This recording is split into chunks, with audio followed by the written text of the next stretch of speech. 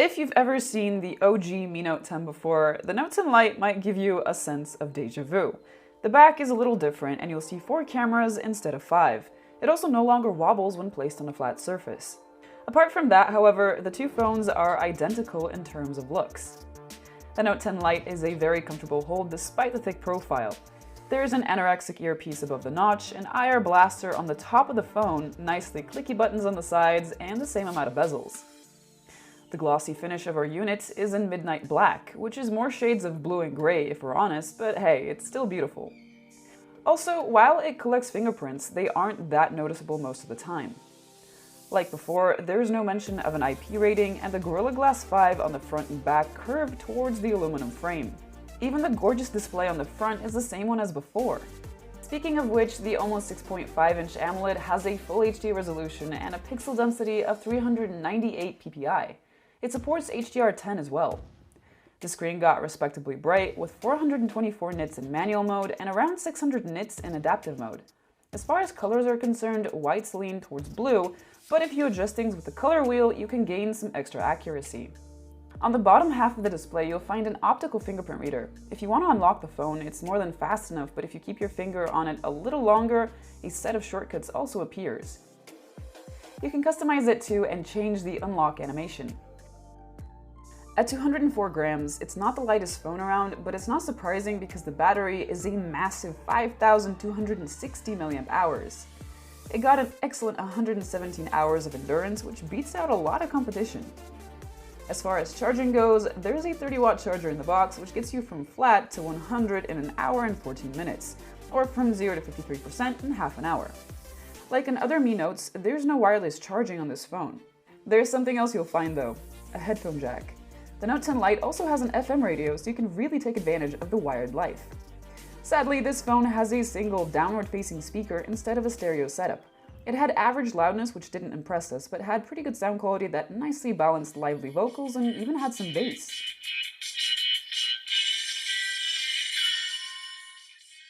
The Mi Note 10 Lite has a Snapdragon 730G chipset, which offers a middle-of-the-road performance. It's pretty solid in terms of day-to-day use, and you'll also find no thermal throttling here. The Note 10 Lite sports MIUI 11 on top of Android 10. It has a flat and simple design that's been nicely polished over the years and is comfortable to use. Personally, I really like MIUI, and after using MIUI 10 for a couple of months, I really missed it when I switched over to a new phone. For the most part, there are plenty of customization options, from changing up the always-on display to new themes. The phone can take advantage of its curved edges and have them flash whenever you get notifications. You can even enable an app drawer, unlike in some previous versions of the UI. Out of the box, the phone uses navigation buttons, but you can switch to gestures, which are a lot more comfortable and save space. Now, like I said in the beginning, the cameras are where you'll notice the biggest difference between the regular Note 10 and the Note 10 Lite. Xiaomi has completely gotten rid of the telephotos here, which is a bit of a shame because they could have kept at least one of them.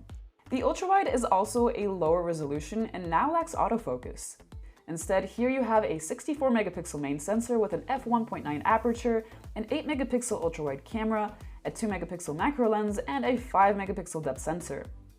In daylight, photos turned out really good. They had nice detail, a wide dynamic range, low noise, and good colors. The AI mode produced more contrasty and colorful images, but we found that they were too oversaturated for our taste. If you switch to the full 64 megapixel resolution, you can get some more detail from the scene, and there's no reduced dynamic range or increased noise, which is something we've come to expect from other camera setups. If you want to zoom in, it'll be a digital one. While images aren't as sharp as they would be from a telecam, they're alright. The ultrawide camera took good images during the day despite the low resolution. Detail was good and colors were nice, though warmer than the main cameras. Dynamic range was a little reduced, but not overly so. In low light, we weren't impressed. Images out of the main camera were soft, especially in darker areas. Colors were well preserved and dynamic range is good, but underexposure was quite common. Night mode lifted the shadows nicely and revealed more detail. Highlights were better preserved too. We did notice an orange cast whenever there were warmer lights though.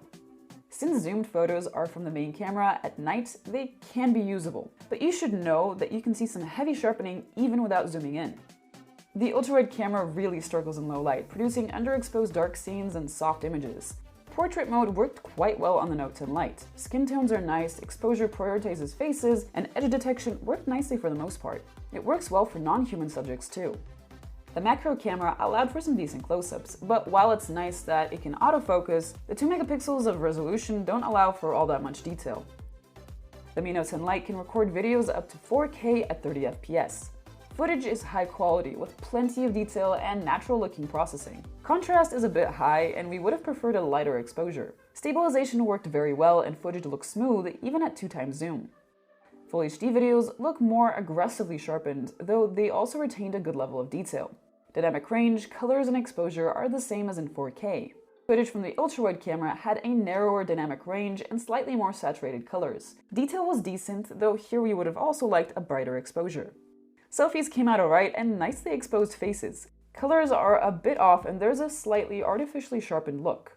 Selfie portraits had good subject separation, though we found that HDR for them worked rather inconsistently. Sometimes it didn't work at all, and other times it kicked in. Unsurprisingly, the Mi Note 10 Lite is a really good phone, just like the original Mi Note 10. It has a fantastic screen, great battery life, and a feature-rich UI. In terms of competition at its price, this is one of the best options you can get. But if you can shell out some extra money, you can get the Mi Note 10 for not that much more, and that's a significantly better camera experience. In the end, we recommend both phones, but the choice is up to you and what you value more, a better camera experience or the savings you'll be getting. Thanks for watching. If you enjoyed this video, hit the like button down below, subscribe, hit the bell icon.